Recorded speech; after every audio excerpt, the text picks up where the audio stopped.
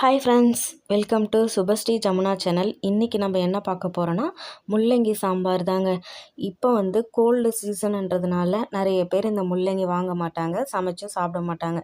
ஏன்னா இது நிறைய சாப்பிட்டா கோல்டு, ஃபீவர், தொண்டை வலி எல்லாமே வரும் அப்படின்றதுனால.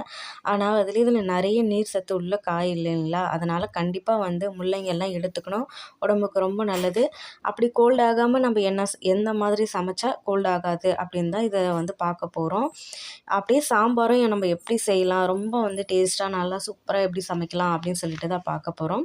ஃபஸ்ட்டு நான் ஒரு டம்ளர் பருப்பு எடுத்திருக்கேன், துவரம் பருப்பு. நல்லா கழுவிட்டு அது கூட ஒரு தக்காளி, கொஞ்சமாக ஒரு 4 பல்லு பூண்டு, கொஞ்சம் பெருங்காயம் சேர்த்து நல்லா ஒரு 3 விசில் வேக விட்டு எடுத்துக்கோங்க.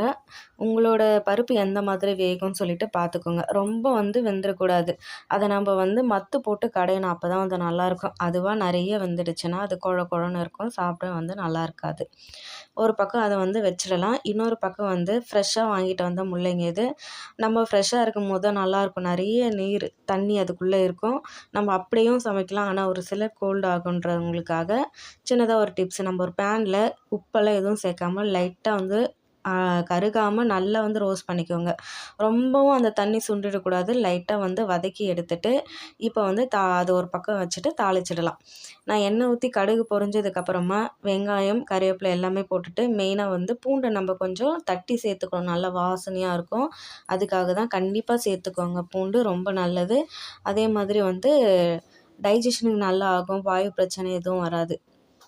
மெயினாக வேறு எதுக்காக நம்ம பூண்டு இப்பயும் சேர்க்குறோன்னா, நல்லா அது ஒரு டிஃப்ரெண்ட் டேஸ்ட் வருங்க. அதுக்காக தான். இப்போ குழம்பு மிளகாத்தூள் நான் 1 1/2 டீஸ்பூன் எடுத்துக்கிறேன். கொஞ்சம் தேவையான அளவு உப்பும் சேர்த்துட்டு கொஞ்ச நேரம் வெந்ததுக்கப்புறமா நான் பருப்பு வேக வச்ச குக்கர்லேயே சேர்த்துக்கிறேன். ஏன்னா சீக்கிரமாக ஒரு 2 விசில் விட்டு வேக வச்சு எடுத்துக்கலாம் அப்படின்னு சொல்லிட்டு தான் நான் இதில் குக்கரில் மாற்றிட்டேன். நான் அப்படியே மத்து போட்டு தாங்க பருப்பு கடைஞ்சேன். அப்படியே நான் வேக வச்சு எடுக்க மாட்டேன். இப்போ கொஞ்சமாக புளி சேர்க்கணும். புளி சேர்த்தா கொஞ்சம் டைஜஷன் ஆகும். அதுக்கப்புறம் நம்ம குழம்பு மீதி ஆச்சானாலும் கெட்டு போகாமல் அப்படியே இருக்கும். அதுக்காக தான் நம்ம புளியும் சேர்க்குறது. கண்டிப்பாக புளி வேண்டாம் அப்படின்னா விட்டுருங்க, வேணும்னா சேர்த்துக்கோங்க. சேர்த்துட்டு நான் ஒரு 2 விசில் வேக விட்டு எடுத்தோம்னா சூப்பரான சாம்பார், முள்ளங்கி சாம்பார் ரெடி ஆகிடுச்சு பாருங்கள். பார்க்குறதுக்கே கலர்ஃபுல்லாக இருக்கு இல்லைங்களா?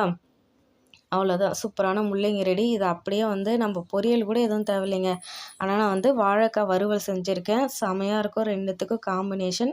கடைசியாக கொத்தமல்லி தூவி இறக்கி நம்ம சாப்பிட்டோம்னா செமையாக இருக்கும். நீங்களும் கண்டிப்பாக இது கோல்டு ஆகும் அப்படின்னு சொல்லிட்டு விட்டுடாமல் எல்லாருக்குமே செஞ்சு பிடிங்க.